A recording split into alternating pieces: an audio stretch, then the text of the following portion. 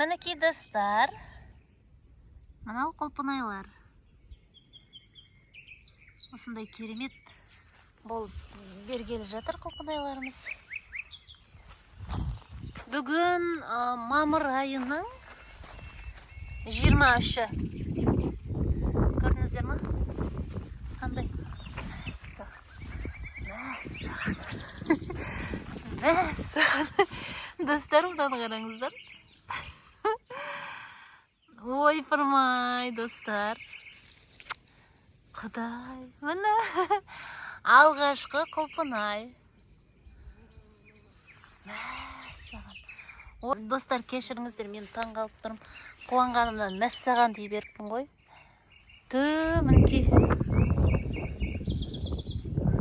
Міне, достар, алғашқы құлпынай. Ой, қандай керемет. Демек, күнделікке жазып қоямыз. 23-ші мамыр 2023 жыл. Айнұр алғашқы құлпынайын жеді деп. Мінекей, достар, өздеріңіз куә болдыңыздар. Құлпынай өз жемісін бере бастады. Сондай керемет. Ал енді бұған қандай тыңайтқыш септік? Ешқандай деп айтайын. Тек қана міне қи. Малдың қиын септік. Малдың қиы әрине, ой, тағы бір өсіп жатыр мына жерде. Ой, қандай керемет, қуанышты жағдай. Достар, малдың қиына жететін ештеме жоқ. Бұлар сол малдың қиын өте жақсы көреді. Мен бүгін бізде сейсенбі, мені жексенбі күні кеткен бұл жерден. Жексенбі күні суарып кеткенмін. Мынаны қараңыздар, достар. Бұлар тығылып тұрып бірден осылай өседі.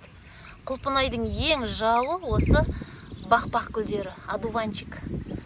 Және бұлар өте қу гүлдер. Тура түбіне өсетші құлпынайдың. Қанша тазартып тұрсаң да, құлпынайдың түбіне өсет, және тамырлары жуан болады. Сөйтіп, бүкіл құнардың бәрін жеп, үндемей тұра беретін сондай. Өте қу сондай шөптесін өсімдік. Енді байқап отырсаңыздар, ешқандай да арамшөп жоқ. Жаңағы бір бақбақ, сондай бақбақтар арасында кездесіп тұрады. Сосын бұл бақбақты жұлған кезде, достар, кішкене тамырын тереңнен жұлу керек. Қатты тереңнен де жұламайсыңдар, себебі мына тура қасында құлпынай тұр, көрдіңіздер ма? Сондықтан бұны алып тастау керек. Мен қазір алып тастайым. Алғаннан кейін бұның көзін құрту керек, айтпақшы. Неге десеңіздер, мынау қазір гүл ашпаған ғой. Бұл жерде жатады, әрі қарай аша береді. Әрі қарай ашып, мынаның бәрін жан жаққа сеуіп, мінекей. Көрдіңіздер ме? Осылар жан жаққа таралып, рахаттанып шығып, сөйтіп құлпынайды өсірмейді бұлар, бұлай айтқанда. Ең алғашқы жыл менде осындай көп болды.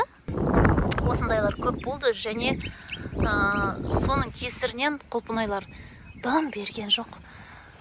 Ал былтыр сондай көп емес, сонда да әйтеуір берді, бірақ бұрнақ жылғыдан көп берді. Биыл біреуін қалдырмай тазартып тастадым ғой. Енді міне, достар, нәтижесі көз алдыларыңызда. Ой, Айнұрдың саяжайы гүлдене берсін деп өз-өзіңе тілек айтып кеткесің ба? Достар, мына бақбақ гүлін алып тастаймын мен. Айналайын бақбақ, бізден айып болмасын, сізде кешіріп қойыңыз. Бірақ сіз дала гүлісіз ғой, далада өзіңіз. Мен сізді қазір алып тастаймын. Осы айттым ғой алдында, алдыңғы жылы өте көп болды деп. Содан болар, құлпынайларын тағандай не болды? Қышқыл болып шықты. Мына бақбақ гүлін сабағын жұлып алып, сүті бар ғой, сүтін дәмін көрсеңіздер ше, ашы ғой. Енді мына құлпынайларға зақым келтірмей, мейлінше зақым келтірмей алу керек қой бізде. Бір жақсы жері міне тамыры жұлынып кетті. Көрдіңдер ма? Тамырынан дереу сүт шығып жатыр. Енді бұл сүттің дәмі деген масқара әші. Не де болса қалды түбінде. Олар көздерін көрсе мынандай артық шөптерін жұлып ала салу керек. Себебі артық шөп емес, артық шөп. Мынау кішкентай болып астынан шыққан нелері ғой. Мына осындай жиі болып өскендерді басқа жаққа ауыстыру керек. Енді кеш әрине, бірақ осы күзде болмаса көктемде ауыстырамыз.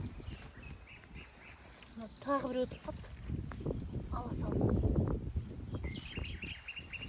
Бұл бәлекеттер көрінбей тұрады да. Бірден көбейіп кетеді ғой. Бұларды түбіне дейін жұлып алу үшін өте қиын. Сирек кездеседі. Өздерінің иммунитеттері шығар, осылай жылынып қала салады оп-оңай. Сосын тағы да өсіп шығады. Сондай достар. Ал енді мұны бақбақты біз бүйтіп аламыз дағы көзін құртамыз. Көзін құртпасақ, бұл қайтадан жайылады.